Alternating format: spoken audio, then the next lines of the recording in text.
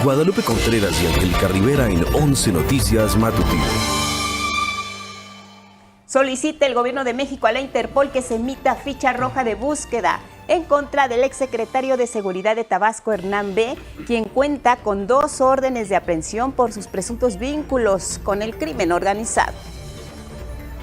Presentan el mando unificado de la zona oriente para el Estado de México, con la que autoridades federales, estatales y municipales están combatiendo la inseguridad en los 11 municipios con los más altos índices de delitos en la entidad. En marcha, autoridades capitalinas ponen la estrategia Bando 1 contra la gentrificación. Contempla acciones para evitar el encarecimiento de rentas, el hospedaje temporal y la especulación inmobiliaria. En el mundo inician trabajadores agrícolas en California la huelga por la dignidad que durará 3 días. De esta manera protestan por las redadas del ICE en el sur de ese estado, en la que han detenido a cientos de personas y la muerte del mexicano Jaime Alanís. En la cultura llega a los cines del país la película Buen Salvaje, historia que rinde homenaje a personajes de la novela del escritor mexicano Juan Rulfo, como Pedro Páramo.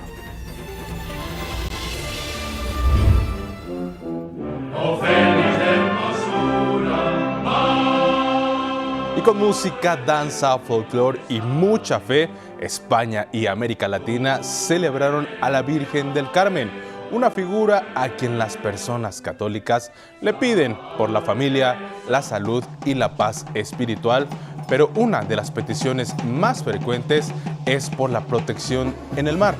De hecho, cada 16 de julio millones de fieles acuden a las aguas marinas de su ciudad o comunidad para rememorar el día en que la Virgen del Carmen hizo su aparición en una localidad de Inglaterra y a quien comúnmente se le presenta sosteniendo al niño Jesús en los brazos.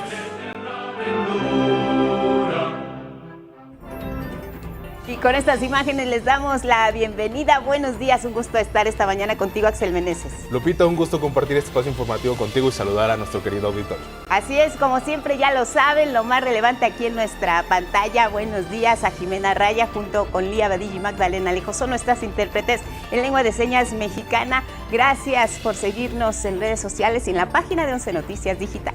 Lupita, también nos pueden escuchar a través de la emisora de radio IPN en el cuadrante 95.7 de FM y también pueden acceder a nuestra página escaneando el código QR que aparece en su pantalla. Compártanos sus comentarios con el hashtag 11 Noticias. Vámonos directo con los detalles. Iniciamos con el tema de la búsqueda del exsecretario de Seguridad y Protección Ciudadana de Tabasco, Hernán B., quien está ligado a un grupo criminal. Este personaje ya es buscado por la Interpol, ya que de acuerdo con las primeras investigaciones del Gabinete de Seguridad, abandonó el país a principios de este año. Nos cuenta más Armando Gama. El exsecretario de Seguridad y Protección Ciudadana de Tabasco, Hernán B., es buscado por la Interpol en 190 países. La Fiscalía General de la República informó que abrió una carpeta de investigación contra el exfuncionario y solicitó a la Interpol la ficha roja de búsqueda por sus presuntos vínculos con el crimen organizado. El Gabinete de Seguridad Federal dio a conocer que el exfuncionario salió del país desde el pasado 26 de enero. Informes de inteligencia de la Secretaría de la Defensa Nacional revelan que entre 2019 y 2022, Hernán B. mantuvo nexos con el grupo delictivo La Barredora, célula del Cártel Jalisco Nueva Generación, principal generadora de violencia en Tabasco. Dentro de esa organización delictiva, el extitular de Seguridad Pública tabasqueño era identificado como el Comandante H. El exfuncionario estuvo al frente de la Secretaría de Seguridad durante el gobierno de Adán Augusto López y renunció al cargo en enero del año pasado. Desde Palacio Nacional, la presidenta Claudia Sheinbaum confirmó que Hernán B. tiene 2 órdenes de aprehensión, una de la Fiscalía de Tabasco y otra por parte de la Fiscalía General de la República por delitos federales como tráfico de drogas y lavado de dinero. Son carpetas de investigación que ya llevan orden de aprehensión. Recuerden que para abrir una carpeta de investigación se requieren pruebas. Eso lo hace la Fiscalía. La mandataria federal explicó el por qué si desde septiembre del año pasado el gobernador de la entidad, Javier May, había señalado los nexos de Hernán B. con grupos del crimen organizado, la orden de aprehensión se giró hasta febrero de este año. A veces la gente pregunta, ¿por qué no se ha detenido esta persona que la gente sabe por dichos que está vinculado con algún grupo delictivo? Pues porque se requieren pruebas que puedan constituir una carpeta de investigación. Entonces, ¿qué se hace para tener pruebas? Investigación de la Fiscalía principalmente. La mandataria señaló que la investigación contra el exfuncionario llegará hasta donde tenga que llegar. Descartó que el senador Adán Augusto López esté siendo investigado, derivado de las denuncias contra Hernán B. 11 Noticias, Armando Gama. Hernán B. se le vincula con el grupo criminal de La Barredadora, que opera principalmente en Tabasco y otras entidades del sur del país. Vamos a conocer qué otra información se sabe de esta organización delictiva relacionada con delitos como el huachicol y venta de drogas. Diciembre de 2020, Huimanguillo, Tabasco. Un comando armado secuestró, torturó y asesinó a Andrés Rodríguez Vasconcelos, alias El Calimba, señalado como líder de una de las principales organizaciones de robo de combustible en el sureste del país. Se trató de un crimen atroz. Su cuerpo fue mutilado y desmembrado, el sello de una naciente organización criminal, La Barredora.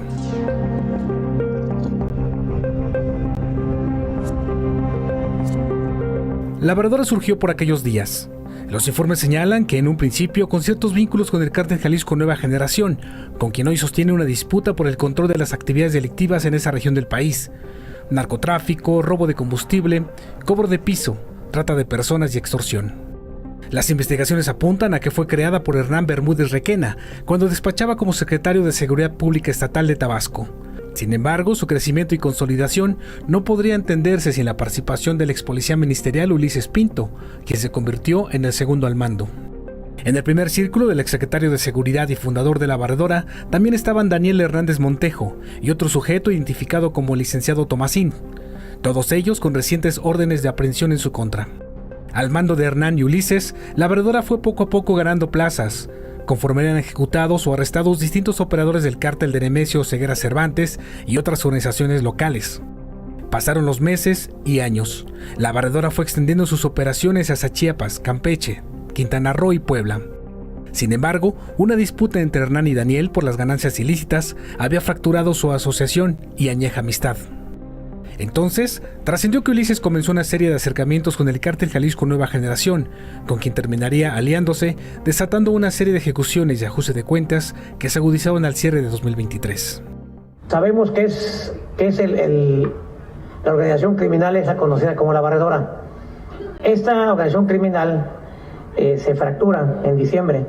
Entonces surgen varios líderes, todos esos líderes a fin de poder tener más poder o de poder dominar el territorio, se afilian o se alían con el cártel Jalisco Nueva Generación.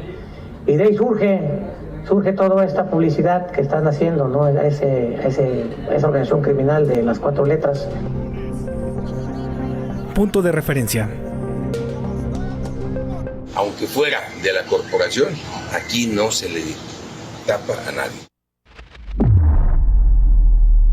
Vamos con más temas de seguridad. La estrategia que se puso en marcha en el oriente del Estado de México. Ahí se encuentran los 11 municipios con el mayor número de delitos. Hay un mando unificado oriente que a 100 días de haber iniciado está dando muy buenos resultados. El delito de homicidio es donde se refleja esta estrategia, como nos cuenta María Fernanda Ruiz. Con el objetivo de pacificar los municipios donde más índices delictivos se registran en el Estado de México, se presentó el llamado Mando Unificado Oriente. Se trata de una estrategia en la que se combate la inseguridad de manera coordinada entre autoridades federales, estatales y municipales. Desde hace 100 días ya opera en los 11 municipios que concentran el 52% de los homicidios dolosos en la entidad: Texcoco, Chalco, Chicoloapan, Chimalhuacán, Ecatepec, Iztapaluca, La Paz, Naucalpan, Tlalnepantla, Nezahualcóyotl y Valle de Chalco Solidaridad. El mando único para estos 11 municipios del Estado de México, junto con el propio Estado, sus instituciones y el gobierno federal, representa la coordinación llevada al último nivel. El objetivo es que todos colaboremos para construir la paz en estos municipios del Estado de México. Con el despliegue de 3,000 efectivos de la Guardia Nacional, elementos del Ejército y policías, tanto estatales como municipales, en 187 colonias, la estrategia da sus primeros resultados. Durante los primeros 110 días de implementación, se redujo el 14% en promedio diario de víctimas de homicidio doloso respecto al periodo anterior. De manera particular, en estos 100 días, con el mando único, los municipios que más reducción de homicidios registraron fueron Texcoco con 60%, Ixtapaluca con 50%, Ecatepec con 29%, Valle de Chalco con 27% y Naucalpan 20%. Con las estrategias de seguridad coordinadas se ha logrado golpes al crimen organizado, como el operativo Enjambre, con el que hasta ahora la Fiscalía del Estado de México ha detenido a 60 personas, entre ellos funcionarios que colaboraban con organizaciones dedicadas al tráfico de drogas y la extorsión. Se han realizado operativos Atarraya y Enjambre, pero también hemos realizado operativos antihomicidios, operativo contra robo de vehículos, operativo canje de armas, así como jornadas de mesa de coordinación para la construcción de la paz. 11 Noticias, María Fernanda Ruiz. Y del Estado de México nos vamos a Estados Unidos, donde nuevamente el presidente Donald Trump aseguró sin presentar pruebas que cárteles tienen control sobre México. No es la primera vez que Trump hace esta afirmación, también lo hizo el pasado 4 de marzo durante su primer discurso del Estado de la Nación y en su campaña rumbo a la Casa Blanca para ganar votos en su favor. Este miércoles lo volvió a decir en la ceremonia en la que promulgó la ley para detener el fentanilo. Tienen un control muy fuerte sobre México. Tenemos que hacer algo al respecto. No podemos permitir que eso suceda.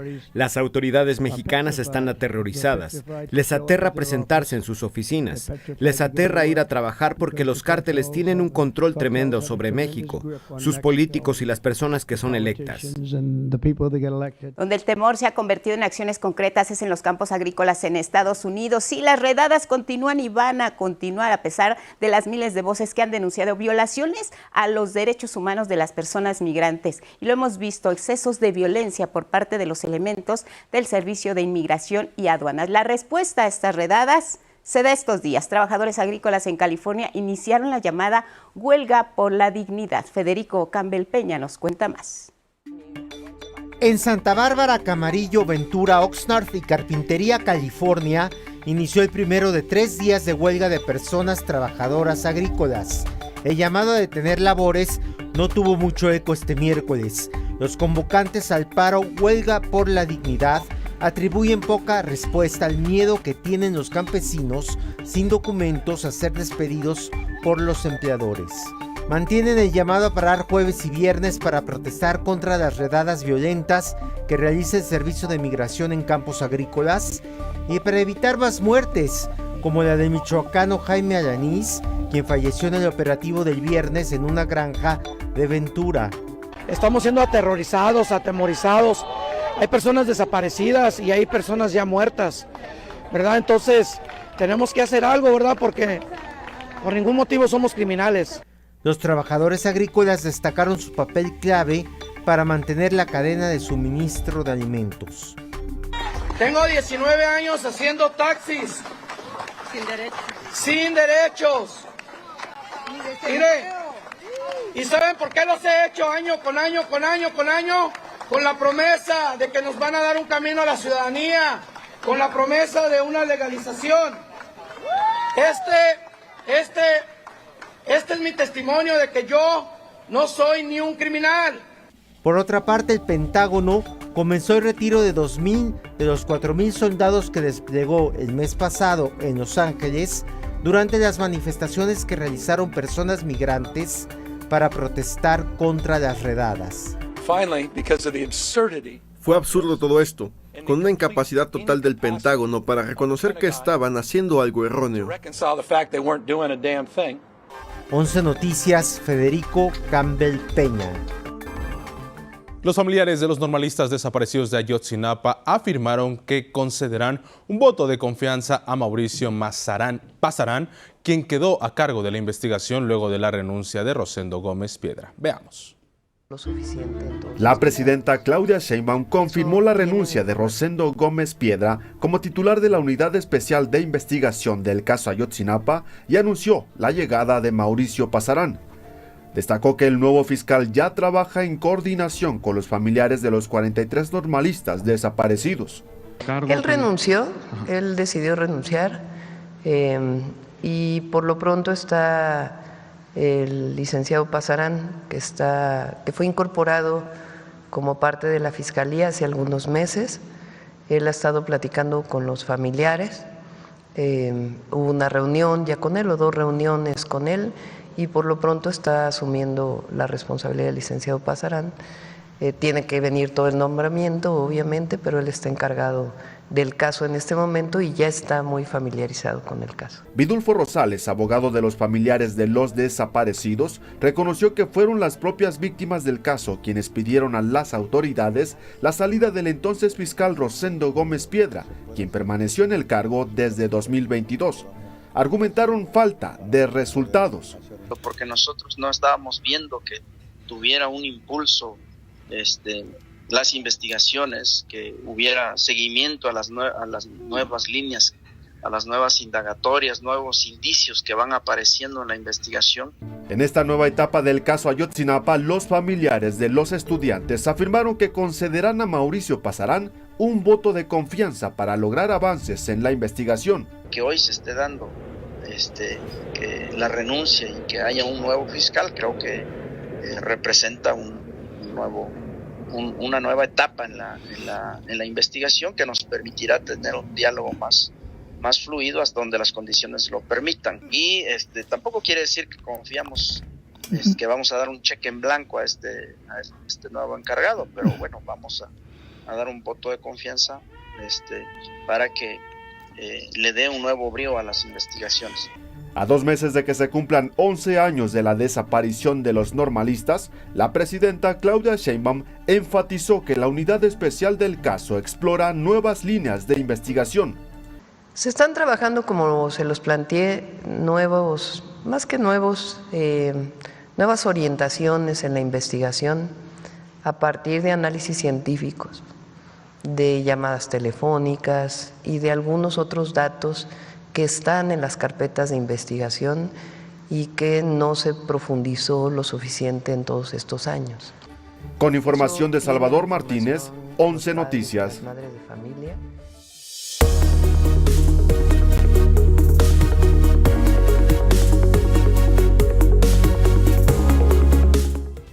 A las 6:24:25, ya en la hora del centro, vamos a revisar nuestro portal y las planas de algunos diarios de circulación nacional. Ya lo saben, nuestro portal tiene toda la información que necesita saber, puntual en la palma de su mano, actualizada minuto a minuto. Chéquela, revísela para estar al día. Ahí tiene nuestro micrositio. México, Estados Unidos y Canadá se queda de manera permanente, también revisando los últimos temas de la agenda de los 3 países. Las mañaneras del pueblo, también en resumen para que las tenga en cuenta, y también nuestra frase del día que tiene que ver con la gentrificación. 11 Lab y entretenimiento son 2 también de nuestros micrositios que se quedan de manera permanente. Secretaría del Trabajo y Previsión Social rechaza el alza tarifaria anunciada por Uber. Ahí hay toda una disputa. Uber alza sus precios. La Secretaría del Trabajo expresa cuáles son las condiciones en que deben operar. Es nuestra nota principal en el portal de 11 Noticias. Y así las planas de los diarios en Milenio, la fotografía que ilustra lo que dejó en Zapopan la tormenta. Las lluvias tremendas que azotaron en las últimas horas han colapsado esta región del país. Llega el apoyo, ya está ahí la comida, ya está el plan de N3, la ropa, los víveres. La gente se está organizando frente a lo ocurrido. Brugada, rentas razonables ante el tema de la gentrificación, nota principal también en Milenio. La Ciudad de México tiene una estrategia que está planteando directamente el aumento al alquiler para que no sea mayor a la inflación. Vámonos de Milenio a revisar la portada de El Heraldo de México con la estrategia que se impulsó allá en el Estado de México, la unificación del mando único en la entidad. Hernán Bermúdez Requena investiga a la Fiscalía General de la República, dice El Heraldo, al ex mando de Adán Augusto allá en Tabasco. Ya hay una ficha roja emitida por Interpol para su búsqueda en todo el país. Revisamos cómo viene la primera de la jornada desde 2020. Los espacios en la Universidad Nacional Autónoma de México bajaron, dice, de 54,000 a 48,000. Es una cifra importante. Así reduce la UNAM su oferta de lugares a nivel licenciatura, dice la jornada como nota principal. Y además agrega que la institución afirma que este ciclo aceptaría solo a 5,000 alumnos más como parte del compromiso que ha establecido con las autoridades. Este sexenio, 45 toneladas de coca decomisadas por la Secretaría de Marina es la fotografía principal en la jornada. Revisamos Excelsior. Crimen dominó Tabasco con Adán y Hernán, dice este diario. Se dispararon los delitos, los homicidios, los secuestros, las extorsiones y también el narcomenudeo. También entra en vigor la CUT con datos biométricos, este documento del que le hemos hablado aquí en este espacio. La última portada es El Economista. Minería invertirá 5,308 millones de dólares este año, su mayor monto desde el año 2013. El empleo en manufactura presenta una marginal disminución. Fitch redujo la nota y ya no califica la deuda de Cibanco, también de Vector y de Intercam. Nos vamos a la pausa, regresamos con más aquí en el 11. Acompáñanos.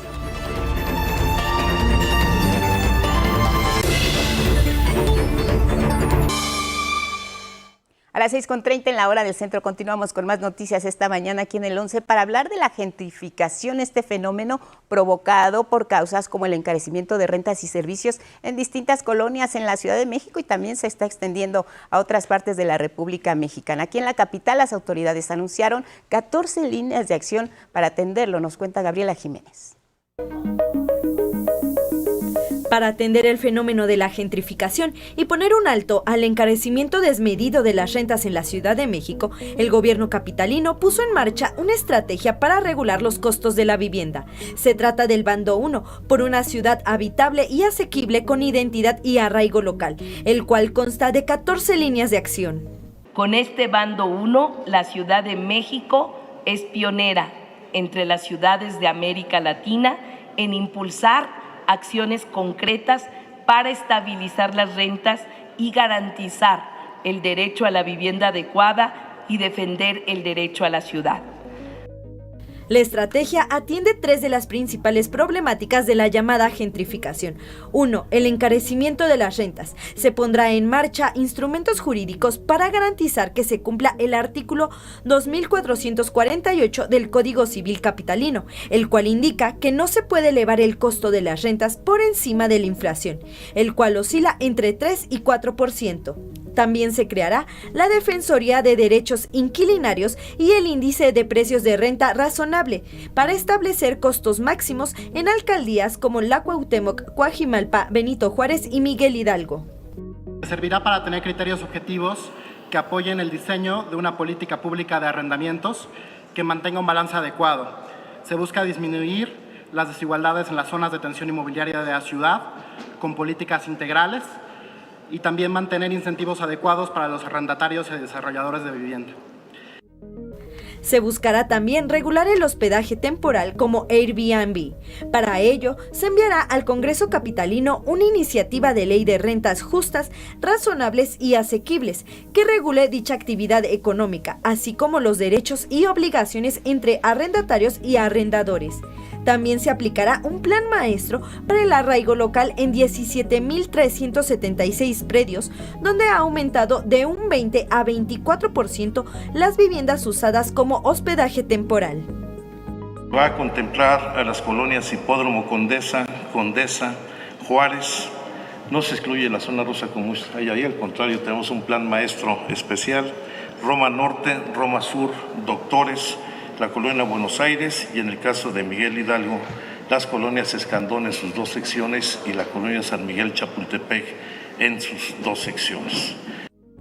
Y la tercera problemática a atender será la especulación inmobiliaria. Se impulsarán políticas de vivienda social que incluyen renta de vivienda pública a bajo costo y apoyos económicos a pequeños comercios en las alcaldías de Coajimalpa, Cuauhtémoc, Benito Juárez y Miguel Hidalgo, donde el costo por metro cuadrado supera los 50,000 pesos.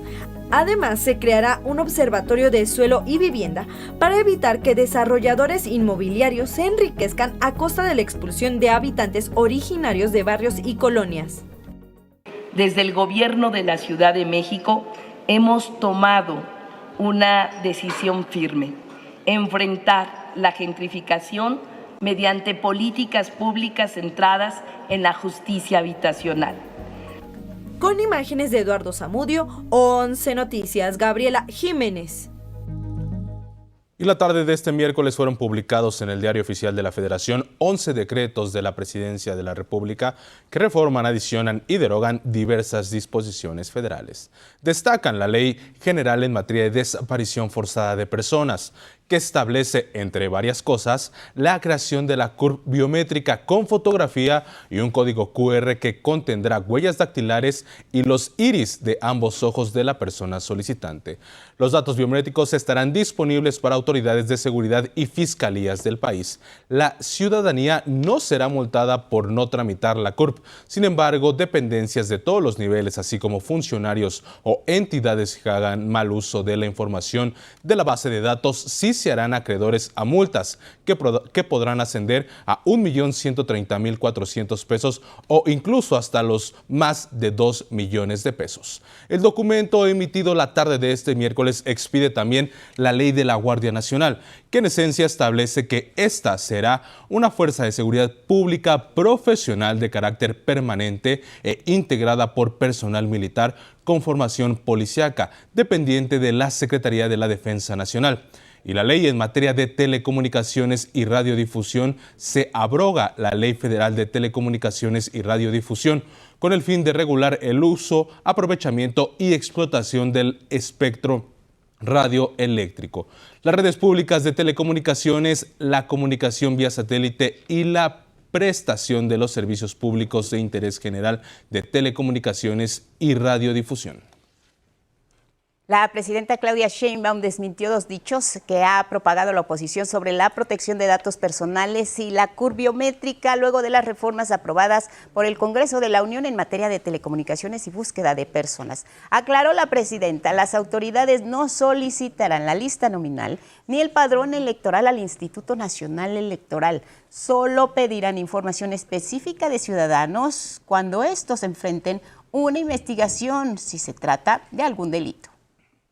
Ni hemos hecho la solicitud, ni está en la ley, nadie ha hablado ni del padrón electoral ni de la lista nominal. Si hay un presunto delincuente y hay una investigación relacionada con un hecho delictivo y se requiere información relacionada con algunas personas, se puede pedir información al Instituto Nacional Electoral sobre esa persona a partir de la carpeta de investigación.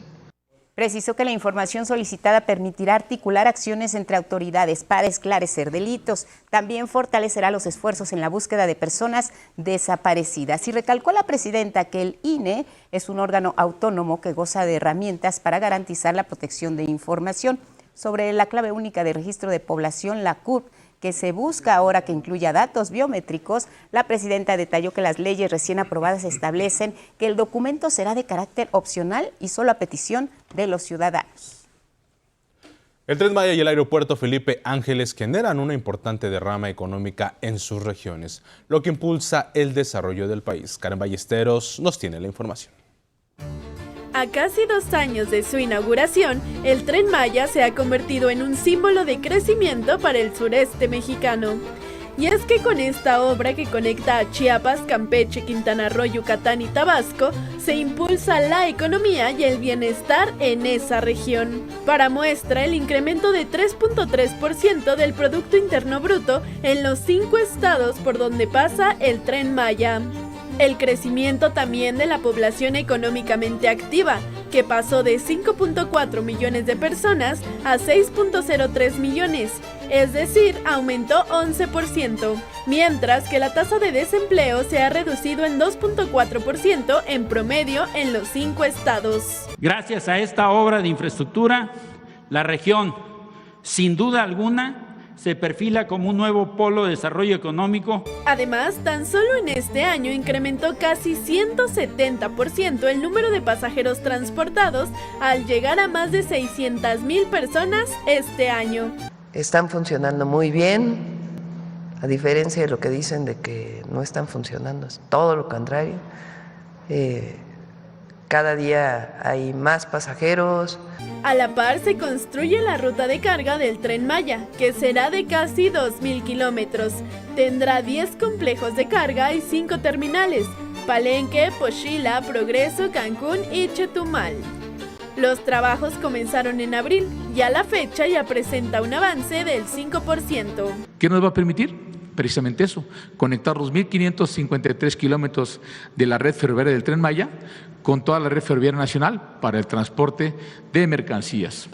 Otro de los proyectos emblemáticos de la Cuarta Transformación es el Aeropuerto Internacional Felipe Ángeles en el Estado de México, el cual ya cuenta con 38 destinos nacionales y 15 internacionales, con un promedio de 152 operaciones diarias de pasajeros y un promedio de 30 operaciones de carga al día. Mientras que la aerolínea Mexicana de Aviación transportó más de 211,000 pasajeros en el primer semestre de este año, lo que representa un incremento del 24% comparado con el mismo periodo de 2024. Se proyecta que en 2028 se trasladen 3.8 millones de pasajeros de forma anual.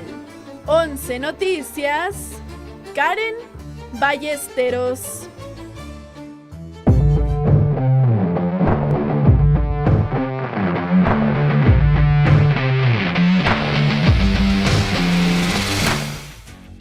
Es momento de la información deportiva con Gabriel Sainz. Gabriel, arrancó la jornada 2 de la Liga MX. ¿Qué tal, Axel? Muy buenos días. Sí, así estás? es. Hola, Lupita, ¿cómo estás? Buenos días. Buenos días a nuestro auditorio. Así es, como lo dice Axel, arrancó la jornada 2 de la Liga MX de la Apertura 2025. El América y el Toluca, los dos últimos campeones de la Liga, adelantaron sus compromisos y es que el próximo domingo se enfrentarán en el Campeón de Campeones. Por lo que la noche de este miércoles en el Estadio de Ciudad de los Deportes, Tijuana enfrentó al América y perdió 3-1. Así que las Águilas suman sus primeros 3 puntos luego de haber empatado en su visita a Bravos en la primera fecha. En un encuentro con muchas emociones también, los actuales campeones vencieron 4-2 al Santos.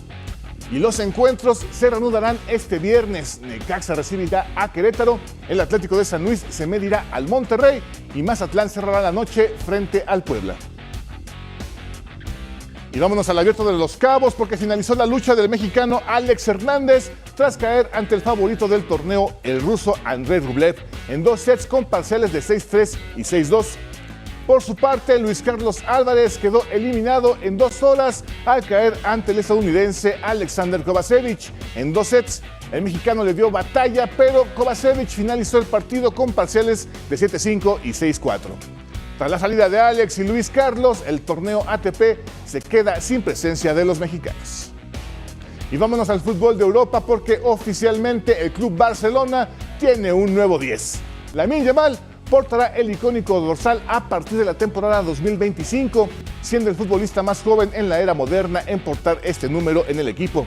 Con tan solo 18 años, el español tendrá el número que han portado jugadores como Lionel Messi, Diego Maradona, Ronaldinho y Romario. Y en el baloncesto, las selecciones mexicanas femenil y varonil triunfaron en la tercera parada del FIBA 3x3 de la Youth Nations League Americas que se realizó en Caracas, Venezuela. En la femenil, México derrotó 21-20 a Argentina y en la masculina superaron 19-16 a los locales de Venezuela. Y hasta aquí la información deportiva. Axel, Lupita, muy buenos días.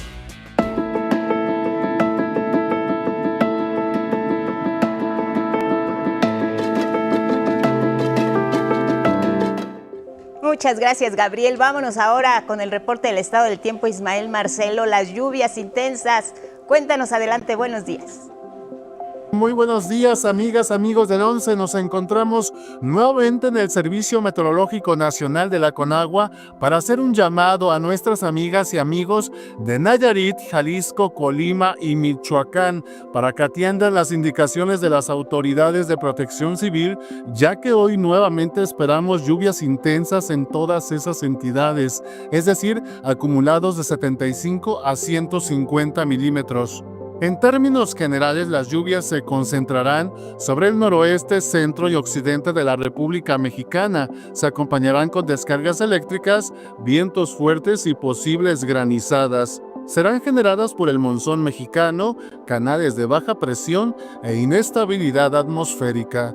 Para la Ciudad de México nuevamente esperamos lluvias este jueves. El ambiente será fresco esta mañana y cálido por la tarde, con una temperatura máxima de 22 a 24 grados Celsius. Nos unimos al llamado de las autoridades para que durante un fuerte aguacero se resguarde en un sitio seguro, maneje con precaución, no cruce ríos ni arroyos, proteja documentos importantes y asegure objetos en exteriores. Recuerde que durante una emergencia puede usted comunicarse al 911. Vamos ahora al pronóstico regional. Como le anticipaba, tendrán un día nublado y muy lluvioso en Nayarit, Jalisco, Colima y Michoacán. Estas condiciones podrían derivar en encharcamientos, deslaves, derrumbes e inundaciones. Por favor, extremen precauciones. De igual forma, tendrán intensas precipitaciones en el centro y sur de Sinaloa. Por fin lloverá en el norte de Baja California. El ambiente será templado esta mañana y muy caluroso por la tarde. Podría caer granizo en Sinaloa. Lluvias fuertes con descargas eléctricas se pronostican en las zonas serranas de Chihuahua y Durango. Para el resto de la región se prevé ambiente frío durante esta mañana y cálido a caluroso por la tarde con máximas de 35 grados. En la región central del país también esperamos un refrescamiento de las temperaturas este jueves. Por la tarde se nublará a la espera de fuertes precipitaciones en Guanajuato, Querétaro, Hidalgo, Estado de México y en la Ciudad de México. Para el sureste mexicano se prevé cielo medio nublado con baja posibilidad de lluvia, excepto en Guerrero y norte de Veracruz. Las temperaturas incrementarán un par de grados y podrían superar los 35 grados en Oaxaca y Guerrero. Finalmente, en la península de Yucatán tendrán una jornada muy calurosa con máximas también por arriba de los 35 grados. No obstante, podrían registrarse algunas lluvias y chubascos en la costa quintanarroense. Hasta aquí el pronóstico del tiempo. Por favor, cuídense mucho, por favor, amigas, amigos del occidente mexicano, y nos vemos el día de mañana.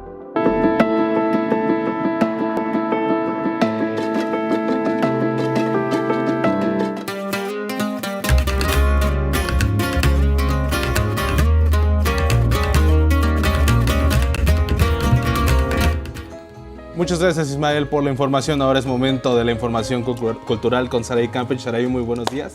¿Cómo le va?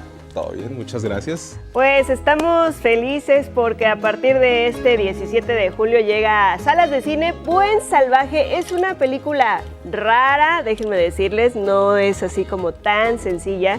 Pero platicando con el elenco les decía, no sé, yo me imaginaba como cuando llegó Orson Welles y conoció a Dolores del Río y entonces dijo, quiero hacer un cine locochón. Bueno, pues vamos a ver de qué se trata esta película. Buen Salvaje es una fábula, una sátira filmada entre amigos durante la pandemia. Who the fuck is Doncello? Doncello is a dangerous man. Baby, you're here! I'm so happy to see you. I'm just finishing a video I'm doing with these guys. Fue una locura, fue hermoso filmar entre amigos en la pandemia. La verdad es que pocas veces se tiene la libertad de explorar como uno quiere. Dirigida por Santiago Mojar, Buen Salvaje se permitió muchas licencias para explorar inquietudes de todo el equipo de filmación. De hacer un western, que de ahí nace realmente la idea de la película. Era, queríamos una excusa para filmar algo, para inventarnos algo y justo pues dijimos, hagamos un western, que siempre hemos querido hacer un western. Sí, pero es también expresionista, ¿no? O sea, sí, tiene un poco de todo. Es como Hollywood clásico, sí, es avant-garde, es expresionista. Es libertad cinematográfica. Y es farsa, es una farsa. Sí. Hilarante y con ese dejo de extrañamiento de personajes que no terminan de encontrar su lugar, Buen Salvaje también rinde homenaje a figuras clave como Pedro Páramo, de Juan Rulfo, curiosamente en la piel de Manuel García Rulfo. Qué padre que te das cuenta, porque no mucha gente lo agarra, y a mí se me hizo súper interesante que Santiago lo pusiera de esa manera, ¿no? Como medio escondidillo, y que sea toda, pues no sé, la manera en que jala este personaje a la historia, a enamorar al personaje de Nayan. Buen Salvaje a partir de este 17 de julio en cines. 11 Noticias, Saray Campech. Y Axel, déjame comentarte que entre globos, rosa, pastel y machetes, el artista Fabián Chaires presentó su más reciente obra, Corazón de Quinceañera. Parte de la inspiración viene de las quinceañeras, de la ceremonia de las quinceañeras. Y de hecho me pareció bastante divertido trabajar también con un músico como Marc que trabaja con la música clásica, ¿no? Pero también la deconstruye y juega con ella, y es bastante punk, y me inspiró bastante para hacer esta pintura. La colaboración con el compositor Mark Springer forma parte de la campaña Sketches of Mexico, una interpretación de las calles y rincones de nuestro país. Para mí México es un contraste. O sea, convivimos contrastes en el día a día, desde que nos subimos en el metro hasta que vamos a un evento como este, o en la calle siempre encontramos contrastes y paradojas, ¿no? Entonces, creo que eso pues resulta bastante estimulante para cualquier artista. Abuela Fiera es una obra en la que el público está involucrado y con su ayuda los actores desarrollan la trama. Se presenta hasta el 24 de julio en el Foro ¿A Poco No? Y esta es la información con Mauricio Romo. La obra Abuela Fiera se sale de los esquemas tradicionales para hacer teatro. La obra es una obra juego en donde involucramos al público y depende de lo que vayan decidiendo, nosotras vamos haciendo una u otra versión de la obra. La historia de Abuela Fiera sigue un intrincado árbol familiar que desemboca en la desaparición de la matriarca y las circunstancias en torno a este suceso. El objetivo es descubrir si realmente la desaparecieron, si huyó, si nos quedamos con la duda y decidir qué final de estas tres posibilidades se va al caso. Basada en la fierecilla domada de Shakespeare, la obra plantea un juego escénico que expone la variedad de criterios y juicios de las personas. Nos enseña la diversidad de ópticas que puede haber y lo difícil que es jugar en equipo cuando pues lo que está pasando, aunque sea en ficción, es de vida o muerte. Divididos en grupos, el público debe elegir qué pistas tomar para ir modificando la narrativa y sacar sus deducciones. Hay gente que se ha quedado otras 2 horas platicando, ¿no? O sea, fuera de función, y eso a mí me parece muy poderoso. La obra Abuela Fiera tiene funciones los miércoles y jueves hasta el 24 de julio en el Foro ¿A Poco No?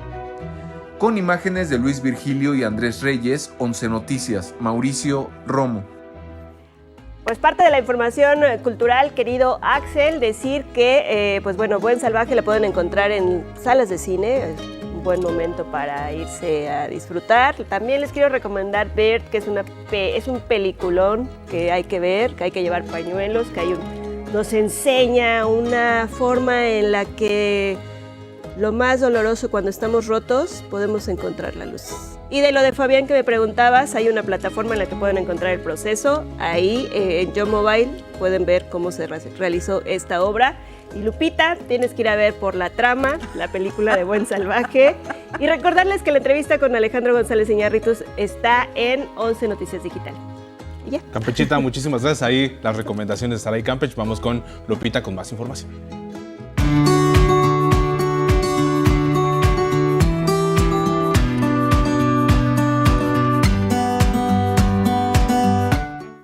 Las recomendaciones, si están en casa, no se pierdan la pantalla de Canal 11. Álvaro Cuevas, siempre lo mejor de lo mejor en esta sección. Bienvenido, buenos días. Buenos días, mi Guadalupe querida. Qué placer tengan de estar contigo, con Axel, con ustedes, porque el menú está maravilloso, sobre todo para las personas que están de vacaciones.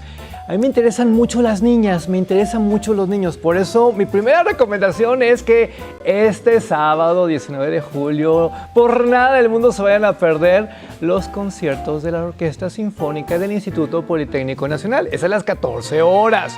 Prométame, por favor, que va a sentar a sus hijas, que va a sentar a sus hijos, porque va a ser una transmisión especial y mi gran sueño siempre es que nuestras pequeñas, nuestros pequeños estén ahí y se inspiren y amen la música y le den por ahí, porque nada como el arte de veras para transformarnos en lo personal y en lo social. Y ya que estamos en cuestiones artísticas, ya que estamos en transformaciones, a mí me encanta leer, lo confieso públicamente, por eso los sábados soy el hombre más feliz del mundo con El Mitote Librero. Esto es a las 20:30 horas. ¿Por qué soy el hombre más feliz del mundo? Porque miren, estamos ante grandes rockstars de la cultura, ustedes lo están viendo en pantalla, pero ojo, como normalmente no las vemos, no los vemos, están ya en el delirio, súper divertidos y de una forma temática nos van contagiando del amor por los libros. Sí, es un programa, no, pero sobre todo es entrañable. Y ahora vámonos al domingo 20. ¿A usted le gusta maratonear? ¿Ha escuchado esta palabra? Pues vamos a maratonear con Canal 11. Vamos a iniciar a las 14 horas con un detrás de cámaras de este súper especial titulado Yo sé que volverás, que se hizo en el Teatro Nacional de Cuba. Homenaje a Armando Manzanero, qué cosa tan más increíble. Pero ojo, es el detrás de cámaras, todo lo que no se vio, todo lo que no se supo, cómo se hizo. Y es que no cualquiera reúne a estas celebridades de México y de Cuba en un acto de amor tan precioso que no hay manera de verlo y de no gozarlo. Ok, ¿cuál es la nota? Que vamos a maratonear. Empezamos a las 14 horas con el detrás de cámaras y luego a las 15, ahora sí señora, ahora sí señor, vamos a gozar de este homenaje a don Armando y juro que se le va a erizar la piel porque es un momento maravilloso de conexión. Además de que seguramente usted y yo no sabemos todas las canciones, así que va a ser como muy interactivo. De veras que sí. ¿Cómo ves, mi Guadalupe? Bueno, pues mira, veía estas imágenes. ¿Quién no ha cantado a Armando Manzanero? Grandes intérpretes que ahora recuperan su música, que ha trascendido las fronteras, que su familia se ha encargado de que su legado siga permanente y estas voces con las que él compartió también, pues no puede dejar de ser un deleite, un fin de semana de vacaciones, como dices, escuchando estas voces. Pero espérense, porque el menú de recomendaciones nunca se acaba. Vámonos hasta el martes para que viajemos a Japón. Martes a las 17:30 horas. Apúntele, por favor, porque eso se llama Explorando Japón y es un título que adoro. Estamos hablando de una aportación precisamente de este hermoso país donde nos vamos a enterar de lo último que está sucediendo por allá, si es relevante en términos periodísticos, pero además va a ser como viajar un poquito, va a ser como refrescar el alma, va a ser ver otras imágenes, conectar con el bellísimo Japón como probablemente jamás lo hemos hecho. Y ahora viene como que la cereza del pastel, ¿sí?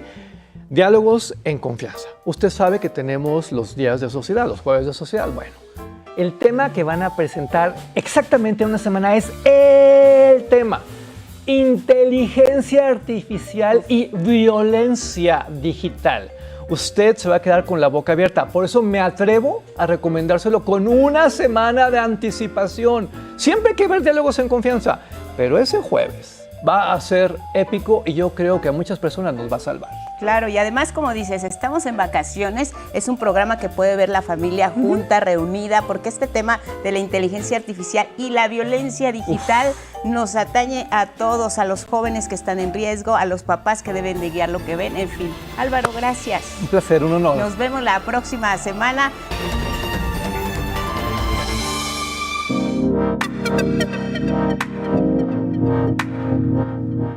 Vamos a hablar de este tema arancelario, la cuota compensatoria al jitomate mexicano puesta en marcha por el gobierno de Estados Unidos, y queremos agradecer la comunicación con el director general del Consejo Nacional Agropecuario, Luis Fernando Haro. Luis Fernando, un gusto, buenos días.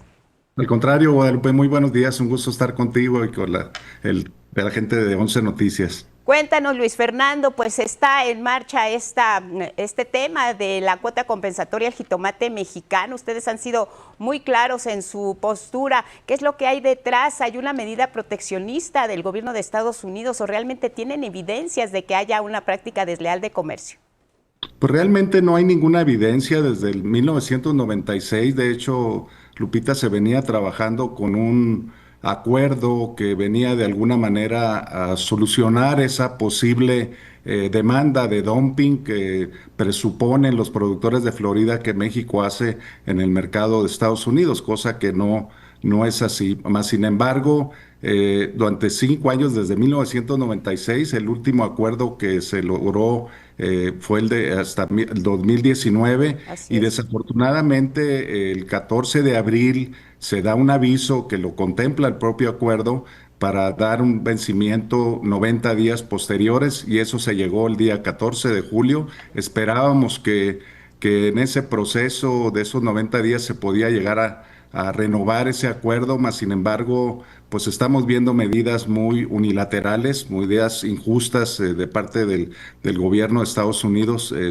Creemos que esto tiene más un tema político. Florida es un importante bastión para el tema republicano, entonces pues realmente pues tenemos a partir del 14 de julio un arancel del 17.09% para todo el tomate mexicano que cruce a los Estados Unidos.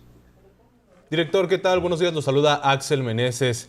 ¿Cuáles van a ser el impacto que van a tener los consumidores estadounidenses por este arancel del jitomate? ¿Y cuáles son algunas consecuencias que van a tener los productores mexicanos? Platíquenos. Axel, qué bueno que me comentas esto, porque realmente es donde vemos, donde no hay un razonamiento en una medida de este tipo, porque la información que tenemos es que los principales afectados en todo esto, no quiere decir que los productores mexicanos no lo van a hacer, claro que lo van a hacer, pero van a ser los propios consumidores. Entonces, se tiene estimado de que el aumento en el precio para el consumidor en Estados Unidos pueda oscilar entre el 11 y el 15%. Y lo que vemos también es un tema en donde, por dar datos estadísticos, 9 de cada 10 tomates que importa Estados Unidos lo hace desde México.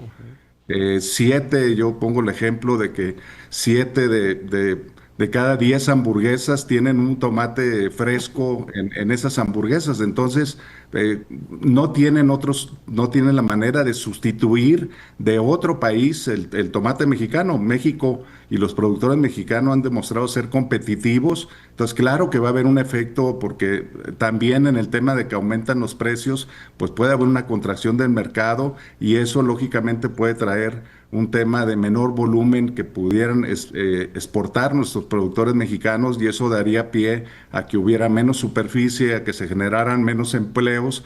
Se calcula que de esos 400,000 empleos que genera el sector exportador de tomate, podrían afectarse alrededor de 100,000 empleos si se contrae la oferta del mercado en Estados Unidos, ¿no? ¿Qué expectativas vienen ahora, Luis Fernando, con esta mesa de negociación permanente México-Estados Unidos? ¿Creen que se pueda hacer algo, que se pueda avanzar de aquí al 1 de agosto, cuando también está emplazado pues la imposición de aranceles ya en también otros terrenos por parte del gobierno de los Estados Unidos? Pues estamos viendo varias medidas, Guadalupe. Vemos el tema del cierre de la frontera con el tema del ganado, por el tema del gusano barrenador. Vemos este tema del jitomate ahora con los aranceles. Vemos esta amenaza para el día 1 de agosto, que no queda claro todavía si va de alguna manera a incluir a todos los que cumplen de alguna manera con las reglas del propio Tratado de Libre Comercio. Estamos trabajando, Guadalupe, muy de cerca con la Secretaría de Economía, con Marcelo Ebrard, con el doctor Julio Verdaguer en Agricultura. también con un tema de buscar soluciones en esta compleja relación que se ha venido tornando con Estados Unidos, y uno de los temas pues importantes también pues es el tema del jitomate, es el tema de los aranceles. Pensamos que podemos llegar a acuerdos y de alguna manera pues que no se afecte una actividad como es la actividad. Estamos hablando del año pasado se exportaron 3.124 millones de dólares. Si a eso le ponemos el arancel del 17%, estamos hablando de alrededor de 530 millones de dólares nada más de lo que sería el arancel. El tema aquí es quién pagará ese arancel. Así es. Entonces se habla de que mucho de ese costo pues tendrá que ser absorbido por el consumidor, pero claro que también se verá afectado toda la cadena de suministro, empezando por los productores mexicanos, ¿no? Director, ¿hay la posibilidad de diversificar el mercado, ir a otras regiones, a otros países, llevar el jitomate mexicano a otros lados, o nos vamos a concentrar en arreglar este problema en las mesas de negociación con Estados Unidos para que, como dijo, 90% del mercado del jitomate estadounidense llega de México, pero ¿se podrían explorar otras opciones? Mira, hay que ser muy realistas. El 94% de lo que México exporta lo hace hacia Estados Unidos por ser muy competitivos y lógicamente por tener una ubicación geográfica de un producto tan perecedero como es el jitomate o el tomate, cualquiera de las dos formas. Realmente pensar en que México pudiera incursionar en otros mercados con los volúmenes que actualmente estamos hablando, que México exporta un poco más del 50% de lo que produce. Estamos hablando que exportamos alrededor de 1.8 millones de toneladas hacia los Estados Unidos, son el 94%. Entonces aquí estamos en un tema que es importante comentar. Estamos en la región del TEMEC, entre México, Estados Unidos y Canadá, con mayor autosuficiencia a nivel mundial. Somos mercados complementarios, entonces la verdad nos extraña realmente cuando hablamos de que nosotros importamos grandes cantidades de maíz, grandes cantidades de granos, oleaginosas, algunos productos cárnicos de Estados Unidos, y prácticamente nosotros les exportamos en lo que hemos sido más competitivos como región, en el caso de frutas, hortalizas y algunos productos agroindustriales. Entonces, pues realmente están poniendo en riesgo ese tema de esa seguridad alimentaria de la región con este tipo de medidas, con barreras arancelarias que se imponen y que realmente no benefician de alguna manera, porque hay impactos bilaterales, tanto en México como en Estados Unidos, ¿no? El tema de posibilidades de exportar el tomate lo vemos complicado, no podemos pensar en Europa. No, somos el principal exportador en el mundo, viendo en el tema del volumen que somos el principal, pero es hacia Estados Unidos, sí.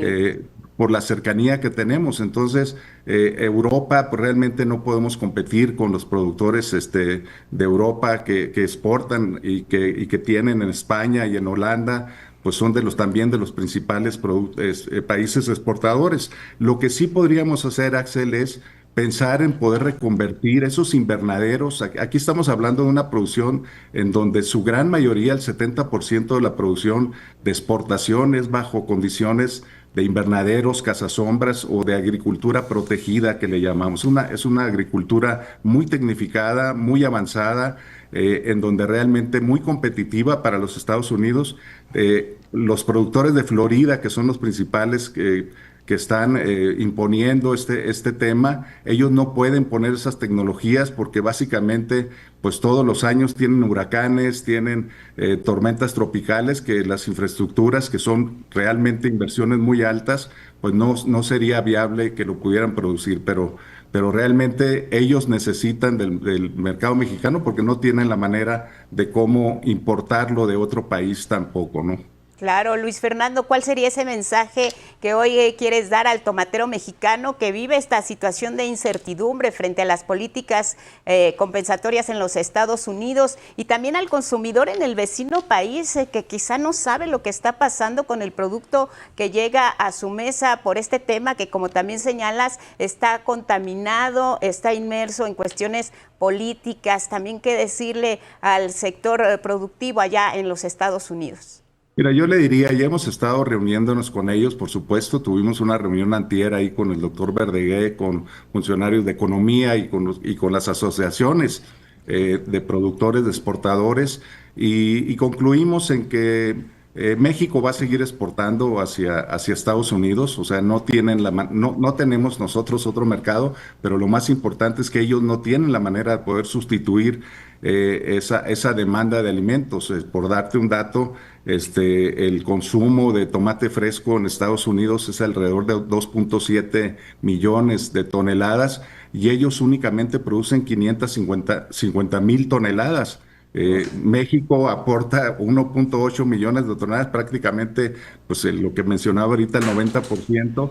Entonces, creo que hay la confianza. Estamos trabajando muy de cerca, muy de la mano con el gobierno para buscar estos puntos de acuerdo. Desafortunadamente, a veces vemos que se involucran otro tipo de temas que se mencionan cuando se imponen este tipo de situaciones, como hablan de fentanilo, hablan de inseguridad, de crimen organizado, hablaban de migración, hablaban de otros temas que son irritantes aparentemente para Estados Unidos, pero creemos que esto no debe de afectar al final de cuentas el mercado y el comercio y sobre todo lo que es la seguridad alimentaria en ambos países, en este caso, ¿no? Perfecto, Luis Fernando Haro, director general del Consejo Nacional Agropecuario, muchísimas gracias por la entrevista. Muchas gracias, Lupita, muchas gracias, Axel. Gracias, buenos días. Gracias. Buenos días. Guadalupe, tenemos más información precisamente sobre este tema. Y sí, bueno, ya escuchamos la postura del Consejo Nacional Agropecuario, es muy clara en torno a las implicaciones que tendría en ambos lados de la frontera la aplicación de esta cuota compensatoria al tomate mexicano, pero también es importante hablar de la misma fruta, porque así es el jitomate mexicano considerado en nuestro país. Por lo pronto ya este producto sabemos que tiene una importancia vital, por lo que es significativo ahora señalar cuáles también sus características, porque sabemos que la producción anual por lo menos es de 3.6 millones de toneladas, de las cuales 1.8 millones, que equivalen al 56%, se destina ya al mercado internacional. El 99% de las exportaciones, lo escuchábamos del CNA, del director del CNA, Luis Fernando Haro, pues van a los Estados Unidos, nuestro socio comercial. De acuerdo con Naciones Unidas, tan solo en 2023 México se colocó ya como líder exportador de esta fruta. Le siguen los Países Bajos como Marruecos, ahí está también haciendo esta labor de importación, pero nuestros principales compradores de este jitomate fresco, por supuesto, están en Estados Unidos en primer lugar. Alemania es otro país que compra el jitomate mexicano y después le sigue Francia, ya también en Europa. Y es que en ese mismo año el estado con más ventas registradas, por supuesto, fue Sinaloa, seguido de Jalisco y Sonora. Ahí está la principal producción de esta fruta del jitomate mexicano. El destino sigue siendo Estados Unidos, seguido de Canadá y de Japón.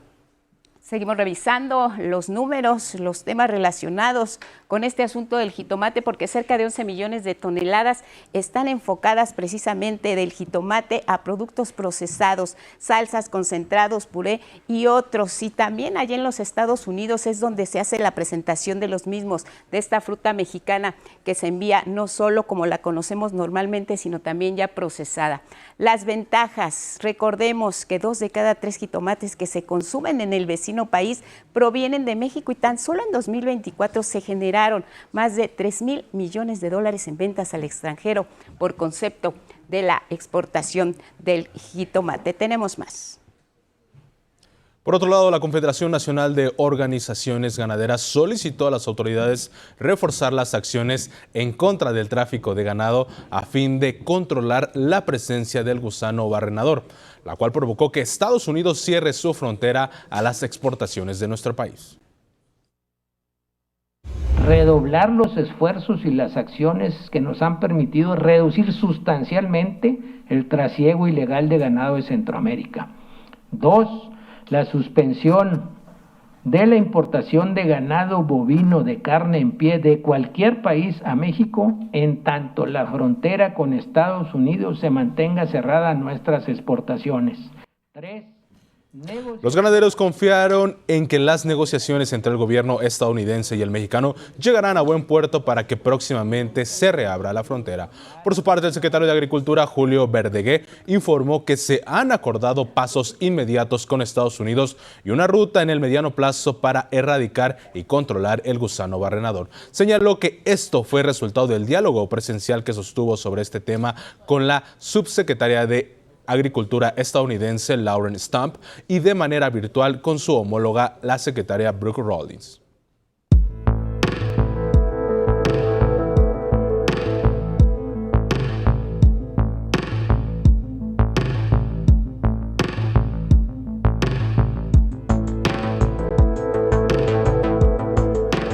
Bueno, pues es tiempo para no olvidar. Luisa Méndez, ¿cómo estás? Buenos días. ¿Qué tal, Lupita? Muy buenos días. Nuestra cita puntual de todos los jueves. ¿Cómo te va? Muy puntual. Pues ya aquí listos para presentar esta sección de Para no olvidar.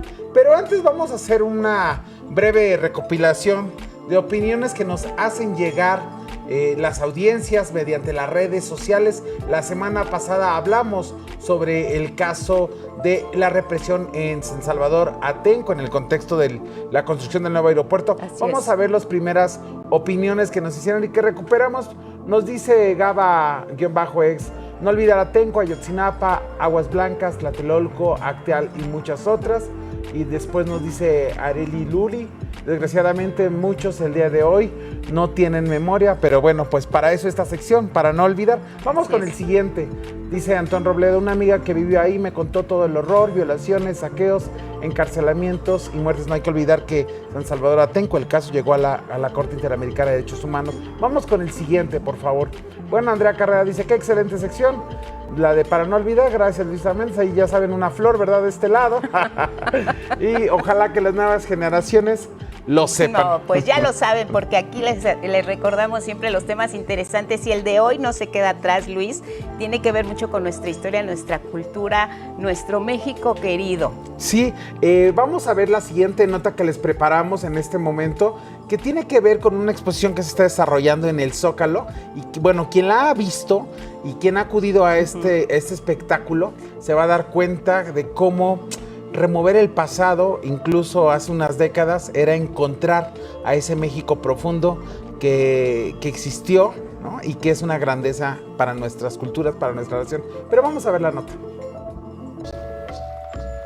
El grupo de mariachis Los Jilguerillos tocaron Las Golondrinas.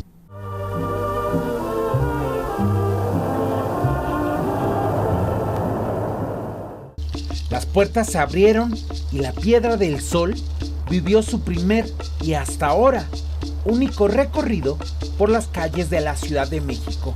Antigua sede del Museo de Antropología, está lista la Piedra del Sol para ser trasladada al nuevo Museo de Chapultepec. Como una procesión de Semana Santa, abandona el palacio que ocupó 80 años. Y le tocaron las golondrinas. Partió de la calle Moneda, en el corazón del país, lugar del nacimiento de la Gran Tenochtitlan. Al pasar frente a la catedral, la piedra de 25 toneladas vuelve por el sitio donde fue descubierta en tiempos coloniales. Después pasa junto a los edificios de un México desconocido para ella. Partió de la calle Moneda, en el corazón del país, lugar del nacimiento de la Gran Tenochtitlan. El calendario azteca se encontró en 1790 al lado sur del Zócalo capitalino y se colocó a un costado de la Catedral Metropolitana. Después, la antigua Casa de Moneda, hoy Museo Nacional de las Culturas, lo resguardó hasta 1964, año en que fue llevado al actual Museo Nacional de Antropología. La Videoteca del 11 abre sus archivos para unirse a la conmemoración de la grandeza de México Tenochtitlan, sus saberes y su cosmogonía. Bueno, la Piedra del Sol también tiene su contenido.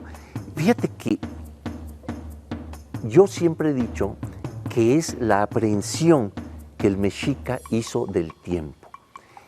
En este elemento pétreo vemos cómo se encuentra primero en el centro lo que tenemos es el rostro de Tonatiuh, el dios solar, ¿no?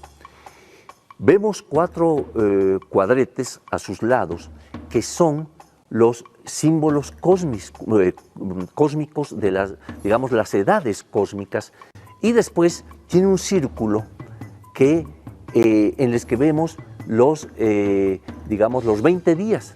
Recordemos que eran 18 meses de 20 días. Por lo tanto, vemos los 20 días, o sea, se forma un mes. Hay un mes representado ahí, ¿no?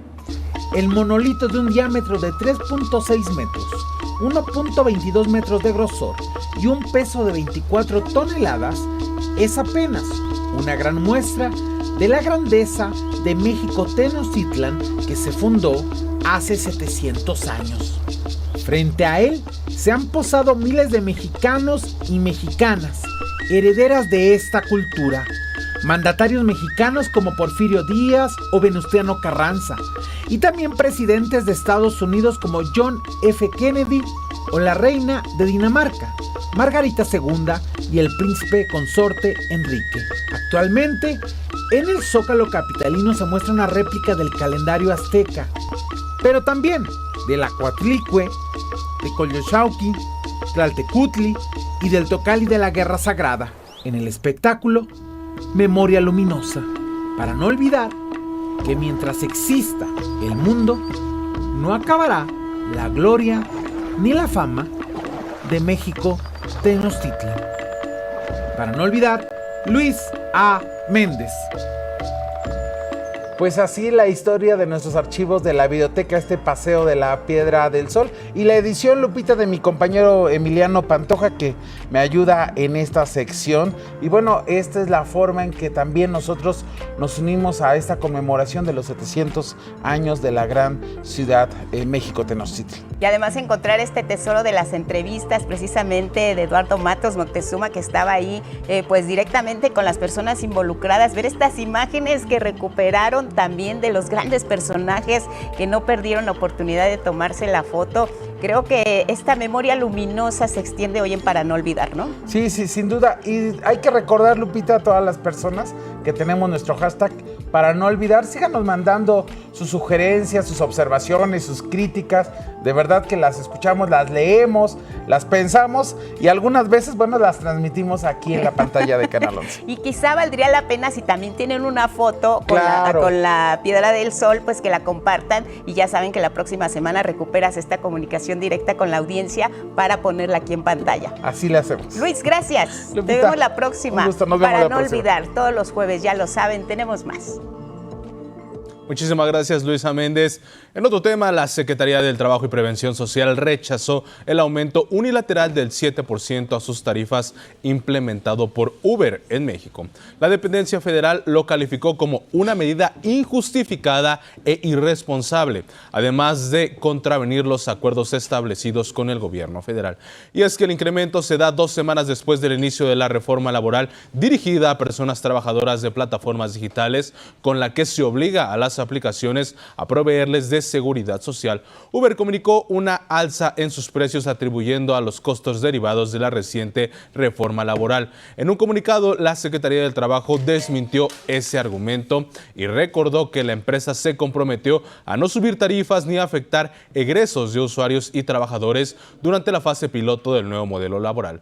La secretaria advirtió que no tolerará prácticas empresariales que trasladen injustamente costos a consumidores ni a trabajadores bajo falsas premisas, y anunció operativos conjuntos con la Procuraduría Federal del Consumidor para verificar que se cumpla la Ley Federal de Protección al Consumidor.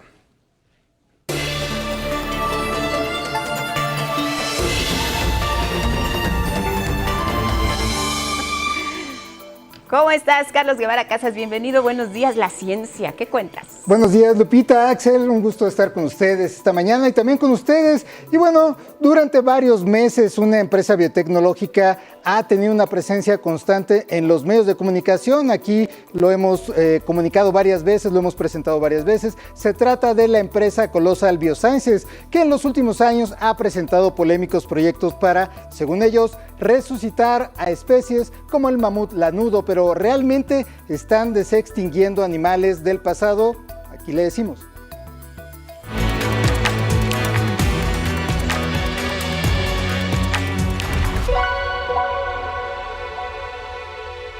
Con cada especie que desaparece, deja de existir parte de la historia de la vida en la Tierra. Y actualmente, miles están desapareciendo. John Vines, académico de la Universidad de Arizona, calculó en 2024 que podrían perderse en los próximos años de 20 a 30% de los organismos actuales. La llamada lista roja de la Unión Internacional para la Conservación tiene contempladas a más de 47,000 especies en peligro de desaparición, en especial anfibios, corales y coníferas. Por esto, iniciativas como la de Colossal Biosciences, que dicen traer de vuelta especies extintas como el dodo o el tigre de Tasmania, resultan tan seductoras. Ahora, la controvertida empresa puso su mirada en los moas, un ave gigante que no volaba, similar a un avestruz que habitaba en la actual Nueva Zelanda. Compararemos las secuencias genómicas con los de aves vivas para identificar qué es lo que hacía único al moa, y utilizaremos herramientas de edición genómica para introducir esos cambios en el ADN de sus parientes vivos más cercanos. En realidad, modifican organismos actuales como los elefantes para que parezcan mamuts, lobos grises para que luzcan como lobos prehistóricos. De momento, es imposible hablar de la recreación de los genes de un ser vivo desaparecido y menos aún recrear una especie extinta. Cada especie, en mi opinión, es resultado de un evento histórico muy particular. Por lo tanto, no podemos revertir y regresar al pasado. Esta técnica es un maquillaje genético, un disfraz evolutivo. Las especies no evolucionan aisladas, lo hacen con todo su hábitat. Si clonamos alguna especie o encontramos DNA de alguna especie del pasado, no será lo del pasado, será algo presente que está en diferentes condiciones, bajo diferente ritmo de vida y será algo diferente. Es un problema similar, pero más grave, a introducir una especie ajena en un ambiente distinto. Y la historia demuestra que no es una buena idea. Conejos en Australia, eucaliptos en Oaxaca, castores en Argentina e hipopótamos en Colombia. Es casi como liberar un depredador extraterrestre.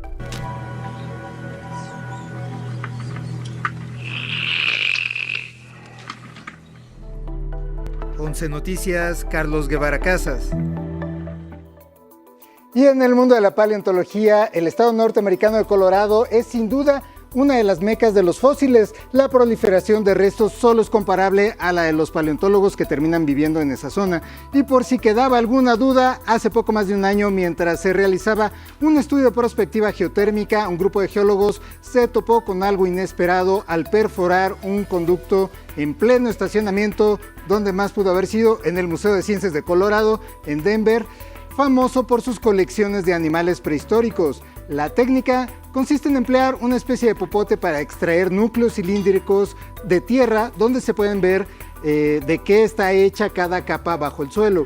Al revisar uno de estos cilindros que tiene el diámetro de una tubería doméstica de agua, encontraron que a más de 200 metros bajo tierra había un fragmento que tiempo después se identificó como un hueso de dinosaurio de 67.5 millones de años de antigüedad. Se trata del fósil de dinosaurio más profundo y antiguo jamás hallado dentro de Denver, un pedazo identificado como parte de una vértebra de un herbívoro similar a un telocelosaurios o un edmontosaurios, que son más o menos los bichos que está usted apreciando en la pantalla. El hallazgo se acaba de dar a conocer como parte de una exposición sobre dinosaurios en este museo. Ahora, si algún gentrificador primo del norte le presume sus dinosaurios en un estacionamiento de Denver, llévelo al piso del metro de la Ciudad de México, que está lleno de moluscos marinos del Cretácico.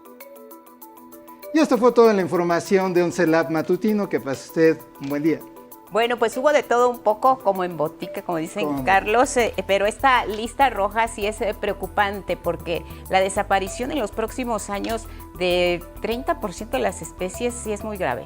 Es gravísimo, es un proceso, hay un consenso, hay una, debate acerca de qué es lo que lo promueve, cuáles son los problemas, qué tan grave puede ser, si es una extinción, si quizá no lo es, pero hay un consenso y es que estamos en un proceso generalizado de desaparición de especies donde el factor humano sí es relevante. Eso no hay duda. 146,000 especies en esta lista de unos 170,000 más o menos que tiene la lista y que no incluye invertebrados, o bueno, muchos invertebrados no los incluye, y ni bacterias, ni bichitos que también estamos viendo que se están desapareciendo constantemente, ¿no? Entonces se centra en animales y organismos más grandes y aún así el porcentaje es inmenso. Claro, las especies también enfrentan lo que los seres humanos tenemos, pandemias, enfrentan sus propias crisis. Claro, ahorita tenemos una pandemia de ratones, ratones que están muriendo por un virus y que está brincando, a veces brinca humanos en toda Norteamérica, ¿no? Y así tenemos como en distintos conejos hubo hace poco. En Australia se introdujo ahora para controlar la gran cantidad de conejos, una infección medio funcionó, pero lograron controlarla porque había 200 millones de conejos. Wow. Hipopótamos también, ¿te acuerdas? Hipopótamos, los de ¿era en Colombia o Brasil? En Colombia, que fueron a partir de la compra de 4 hipopótamos por parte de Escobar, el criminal. Ajá. Y cuando lo apresaron se quedaron ahí en su rancho y luego se escaparon, se fueron a un río y ahora tienen como 2,000 hipopótamos. Sí, era tremendo. Esa era la noticia, la reproducción tremenda que estaban teniendo. Gracias, Carlos. Nos vemos mañana. Te vemos mañana. Bueno, la próxima semana. Gracias y buenos días. Seguimos con más información. Axel. Claro que sí, la presidenta Claudia Sheinbaum informó que el primer ministro de Canadá, Mark Carney, realizará una visita oficial a México, aunque no se ha establecido una fecha concreta. Detalló que en la conversación telefónica que establecieron este martes, abordaron temas comerciales como la defensa en el TEMEC y los aranceles del gobierno de Donald Trump a productos de México y Canadá. Por su parte, el primer ministro agradeció la labor de más de 200 combatientes mexicanos que apoyan durante los incendios forestales en Canadá. Momento de enlazarnos con Juliana González, analista de la Deutsche Welle. El tema, la decisión de Estados Unidos de enviar sistemas de defensa aérea a Ucrania, pero también está este tema, Juliana, ¿qué pasó con la votación en favor de un nuevo paquete de sanciones contra Rusia? Te escuchamos, adelante. Buenas tardes en Europa. Hola, es un gusto saludarlos en México. La guerra de Ucrania define gran parte de la geopolítica europea actual y lastra, al igual que las amenazas arancelarias, la relación de la Unión Europea con los Estados Unidos de Donald Trump. Y es que Estados Unidos es el mayor proveedor de armas de Ucrania. Y sin embargo, en estos 6 meses del segundo mandato de Trump, la posición de Washington frente a Kiev giró del apoyo que le daba la administración Biden a la mera transaccionalidad con Trump. Esto se demuestra no solo con la firma del acuerdo de tierras raras a cambio de apoyo militar, sino ahora con la reactivación del envío de sistemas de defensa aérea conocidos como Patriot, con un esquema particular. Y es que Donald Trump prometió a Zelensky estos dispositivos, pero deberán ser los socios europeos de la OTAN quienes los donen a Ucrania, obligándolos así a comprar a Estados Unidos nuevos Patriots. Es una maniobra comercial con la que Trump espera hacer negocios y Kiev anhela poder defenderse de los crecientes e inclementes ataques de misiles y drones rusos. El plan fue recibido con cierto ánimo festivo en Europa porque significa un giro en la política de Trump que pasó de incluso culpar a Zelensky en febrero por el inicio de la guerra a pedirle, en mayúsculas sostenidas, a Putin que pare con esta guerra. Sin embargo, cuándo y cuántos Patriots lleguen a Ucrania es un asunto que aún debe concretarse en la práctica. La jefa de la diplomacia europea dijo que si era Europa quien donaba estos equipos, sería el apoyo europeo y no estadounidense. Y es que, según afirman fuentes en las capitales europeas, prácticamente los gobiernos se enteraron por las declaraciones de Trump sin que mediara una comunicación previa. En la reunión de ministros de Exteriores de la Unión Europea de este miércoles se quedó sin resolver esta cuestión. De momento, solo Alemania se ha comprometido a comprar un par de estos costosos sistemas de defensa, pero el mismo ministro alemán de Defensa bajó las expectativas sobre cuándo llegaría ese envío a Kiev. Y es que hasta que no se aclare la letra pequeña de este esquema, no hay nada resuelto. En la reunión de los jefes de las carteras de exteriores tampoco logró concretarse el apoyo al nuevo paquete de sanciones contra Rusia que debía impactar a su mayor activo exportable, el crudo. Este paquete suponía la imposición de nuevos precios máximos para el petróleo ruso y la prohibición de que las navieras transporten o aseguren el petróleo procedente de Rusia a precios más altos. A ello se opusieron países como Malta y Eslovaquia. Bueno, pues ahí está el tema, Juliana. Muchas gracias, pendientes. Y con esta información yo me despido de todos ustedes desde los estudios de DW y hasta la próxima. Hasta la próxima, Juliana González, analista de la Deutsche Welle. Tenemos más del mundo.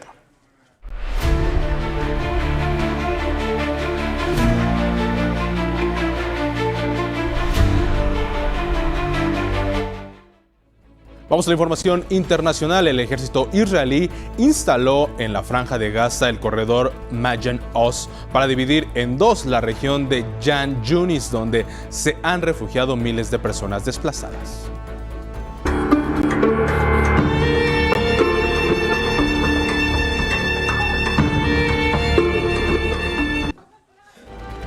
Israel aseguró nuevamente que su objetivo es destruir los depósitos de armas de Hamas y los túneles. El ejército israelí aseguró que este nuevo corredor que se une al Morak ya controla el sur del enclave.